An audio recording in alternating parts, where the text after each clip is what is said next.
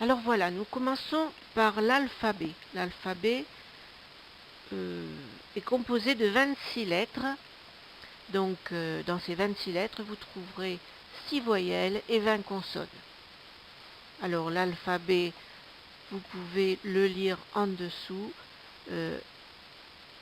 A, B, C, D, E, F, G, H, I, J, K, L, M, N, O, P, Q, R, S, T, U, V, W, X, Y, Z.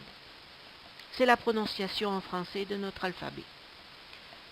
Sur la troisième ligne d'alphabet, vous verrez que je vous ai présenté une écriture que l'on peut nommer écriture cursive, c'est-à-dire plus ou moins celle qu'on utilise pour écrire à la main, sur un cahier.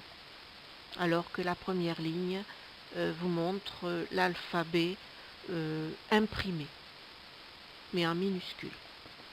Alors dans cet alphabet, vous avez les voyelles. Les voyelles, ce sont A, E, I, O, U et Y. Et bien sûr, les 20 consonnes B, C, D, F, G, H, J, K, L, M, N, P, Q, R, S, T, V, W, X, Z.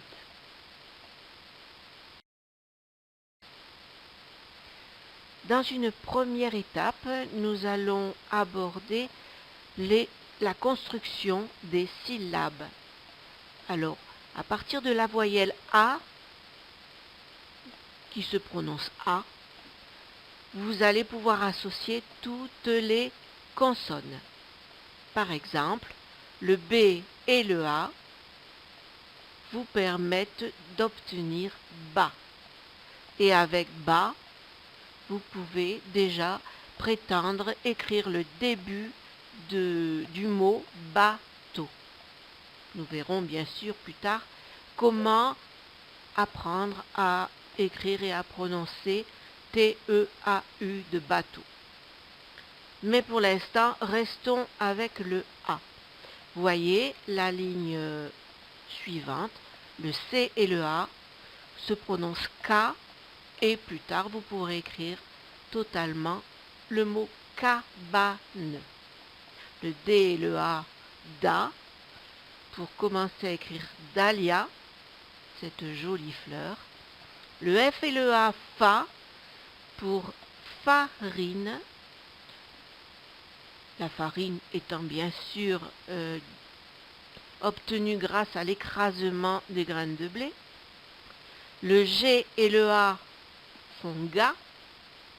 Vous pouvez utiliser dans le mot galette, comme par exemple ce gâteau que l'on fait dans le courant du mois de janvier, traditionnellement, la galette des rois.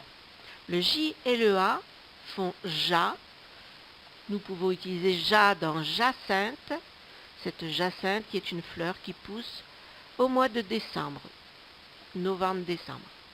Le K et le A, K, vous pouvez commencer à écrire kayak.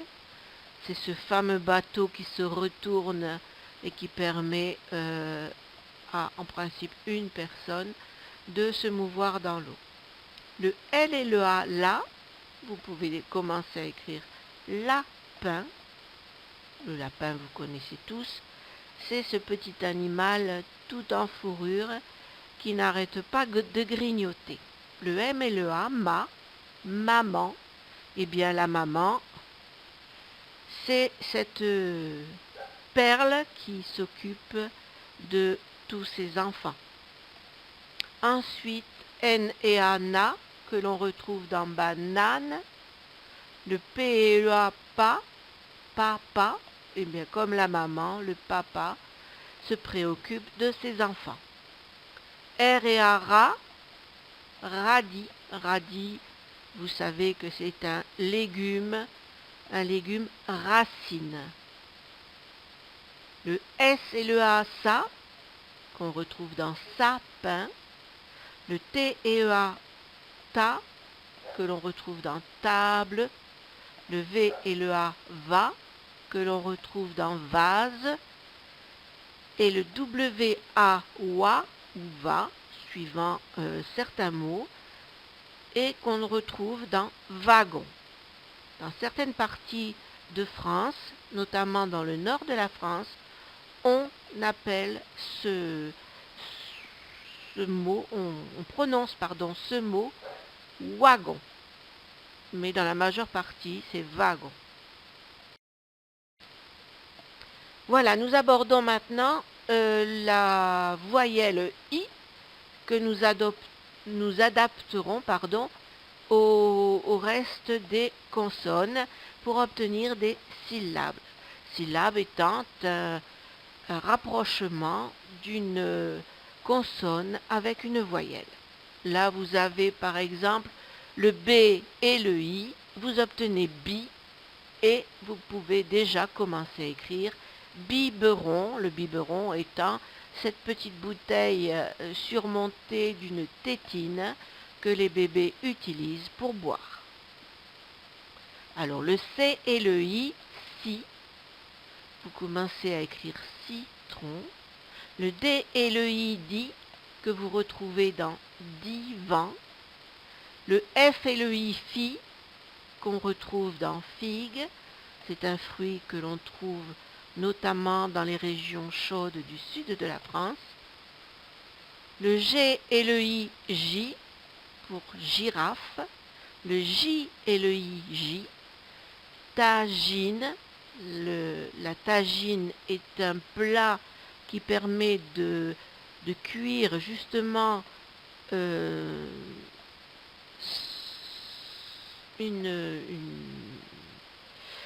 je dirais, ça s'appelle aussi de la tagine. C'est tout un mélange de fruits du sud de la France avec notamment soit de la volaille, soit de la viande de mouton, d'agneau, et que l'on cuit dans le four. C'est d'origine nord-africaine. Le K et le I, kilo. C'est un poids qui permet de peser les légumes, les fruits. Ça s'utilise de moins en moins, mais en attendant, c'est un mot qu'on reprend dans le poids que l'on fait. Je pèse tant de kilos, je veux 1 kilo de légumes, je veux 1 kilo de fruits, etc. L et I, lit, pour écrire lit. Vous voyez sur l'image ce qu'est un lit. W, I, oui ou vi, suivant l'utilisation du mot. En l'occurrence, ici, c'est un fruit. Kiwi. M et I, mi, micro. N et I, ni, un nid d'oiseau. P et I, pi, la pie est un oiseau dont une partie des ailes vire vers le bleu. Le R et le I, riz, le riz.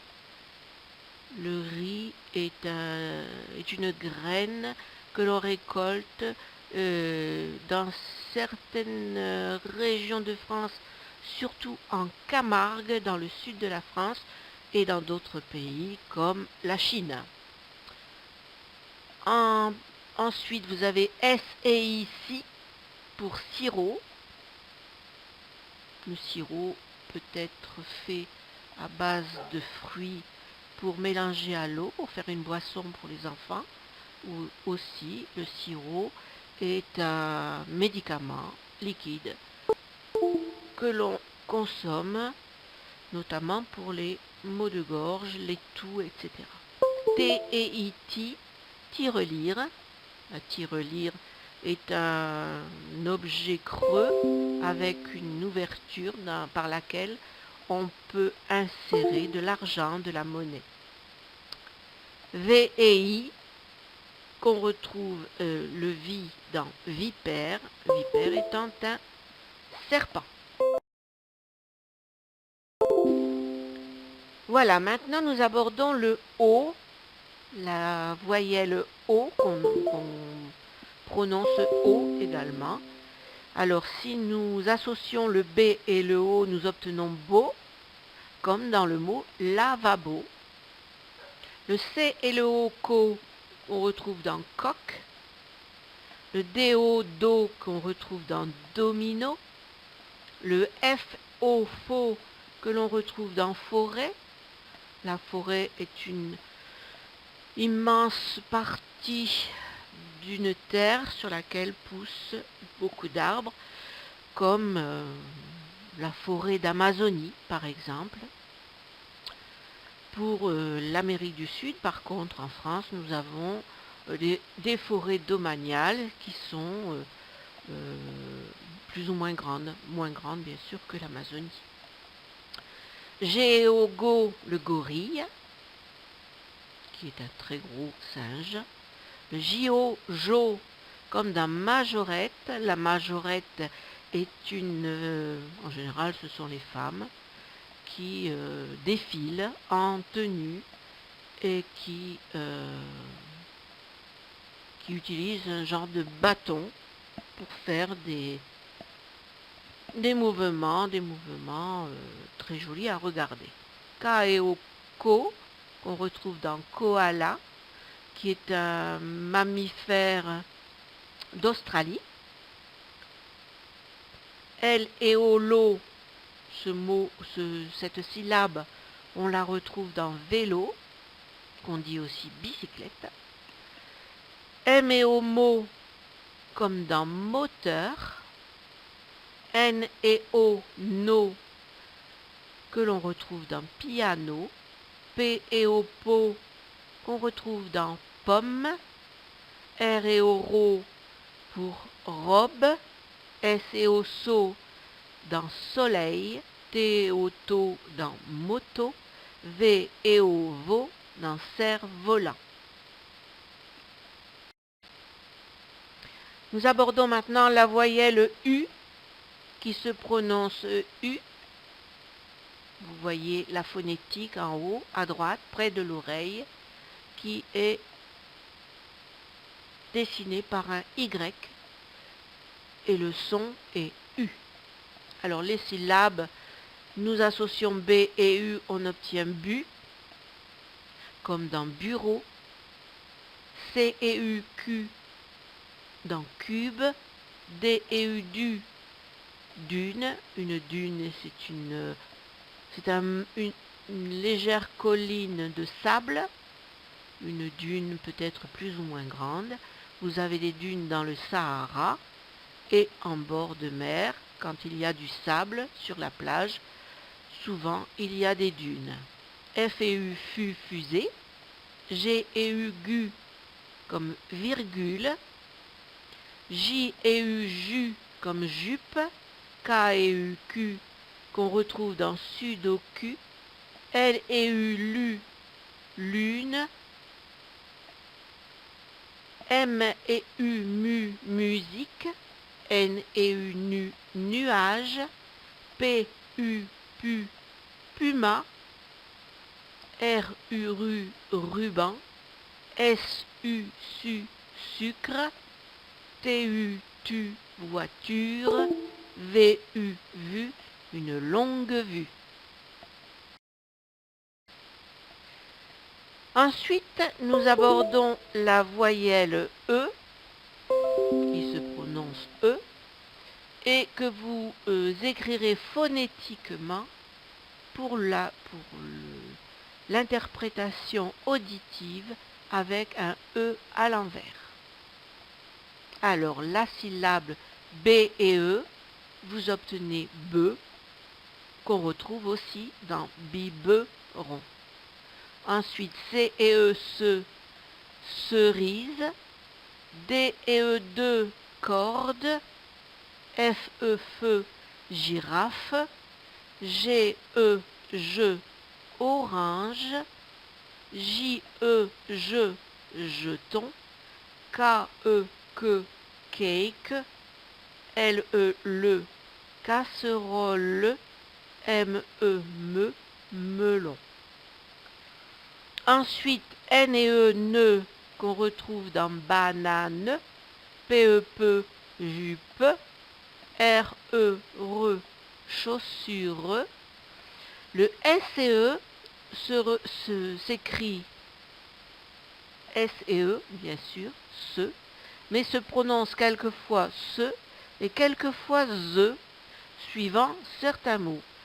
Le petit oiseau que l'on voit est un serin, ça se prononce serin. Et en dessous, vous avez vase, ça s'écrit S-E, mais ça se prononce ze, vase. T-E-T, la tomate, V-E-V, la locomotive, et Z-E-Z, comme dans le chiffre 11.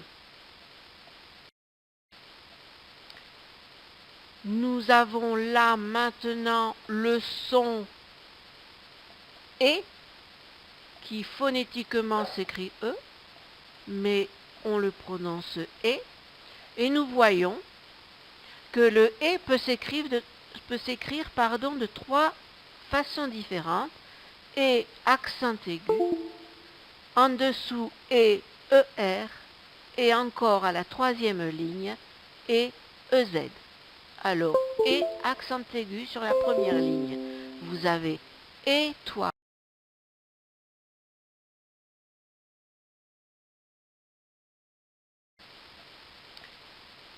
Nous avons là maintenant le son E, qui phonétiquement s'écrit E, mais on le prononce E, et nous voyons que le E peut s'écrire de trois façons différentes, et accent aigu, en dessous E, ER, et encore à la troisième ligne, et EZ.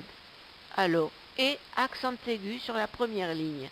Vous avez étoile, téléphone, écrire, poupée, année, et cette petite phrase, bébé a mangé son petit pot. Deuxième ligne, le et en ER. Vous avez danger. Nous avons maintenant le son E. Phonétiquement, vous voyez qu'il se présente comme un O barré. C'est le son E, qui s'écrit de deux façons. Vous avez sur la première ligne le E, EU, et sur la deuxième ligne, le E, OEU. Sur la première ligne, vous avez feu, un feu, ensuite vieux, ensuite cheveux, pneus, creuser, pleuvoir. Vous voyez bien la prononciation E. La deuxième ligne, O-E-U-E, vous avez un ne, des E, des B. Prononciation également E. Voilà, pour cette première partie qui vous permet déjà d'aborder la lecture, nous allons continuer avec une conjugaison. La conjugaison, c'est le moyen de conjuguer les verbes suivant le temps, éventuellement le sujet. Le sujet, vous allez voir qu'est-ce que peut être le sujet. Donc nous allons commencer par les deux verbes.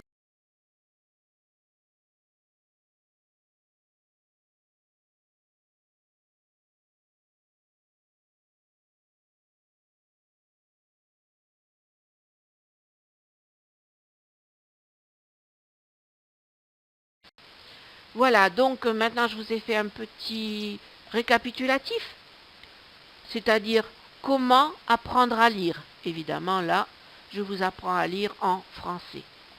Vous venez de suivre actuellement une séquence de formation à la lecture de la langue française. Cette méthode est une méthode alphabétisation et nous utilisons pour apprendre, je dirais, la méthode syllabique.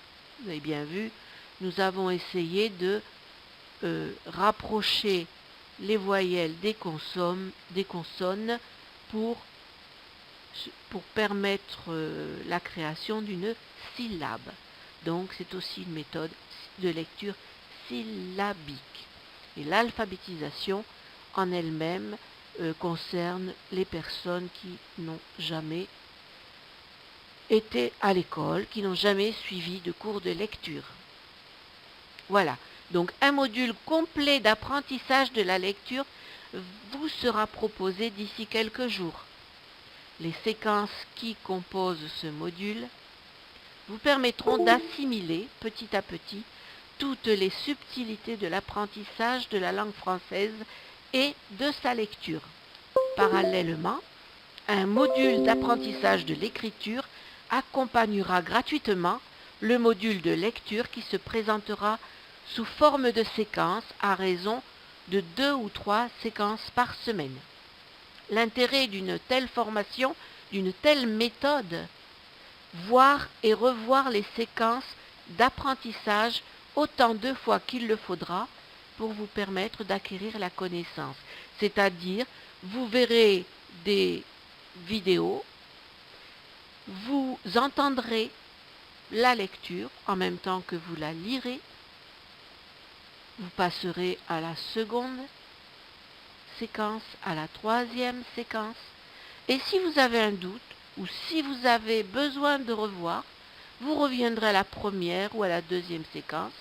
Ce sera toujours votre propriété et vous pourrez toujours relire certaines syllabes et plus tard certains mots et un peu plus tard certaines phrases, et ça vous permettra de revoir autant de fois que ce sera nécessaire pour vous pour comprendre ce que vous avez déjà vu, lu et appris.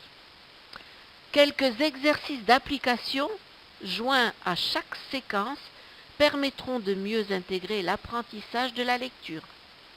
La compréhension du vocabulaire sera bien sûr au cœur de la formation. C'est le but que je me suis donné, c'est non seulement de vous apprendre à lire, mais aussi de comprendre les mots de cette lecture. Voilà, vous verrez plus tard comment ça fonctionne et je vous assure que c'est vraiment très... Alors, maintenant, nous allons faire un tout petit à propos, c'est-à-dire à propos de moi, qui suis-je? Alors, mon nom est Myriam Wasilewski, je suis professeure de communication et j'ai œuvré dans l'éducation nationale pendant une quarantaine d'années. Puis, j'ai décidé de mettre mon expertise au service du soutien scolaire, de l'apprentissage dans le cadre de l'alphabétisation, c'est ce qu'on vient de voir actuellement, et aussi de la réappropriation des fondamentaux de base pour les personnes illettrées. L'illettrisme, qu'est-ce que c'est?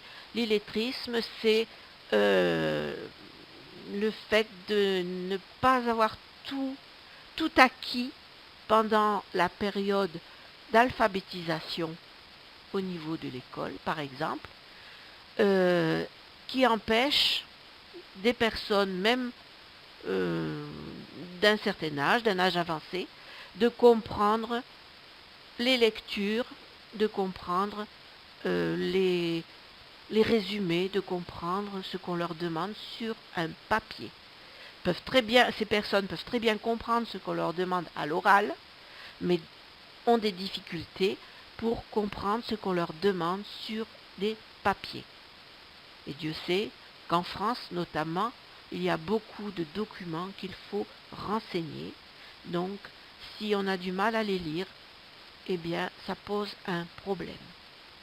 Alors, mon expertise au service de l'acquisition d'attestations comme l'attestation B1, l'attestation B2, etc., avec le FLE, qu'on appelle Français langue étrangère.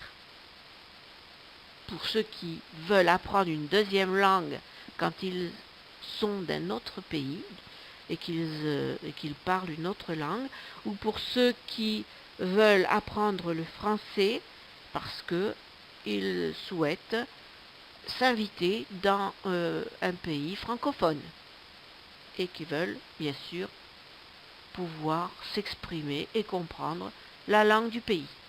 Alors voilà, vous pouvez me contacter via mon blog, je viens juste de de le construire, c'est tout nouveau.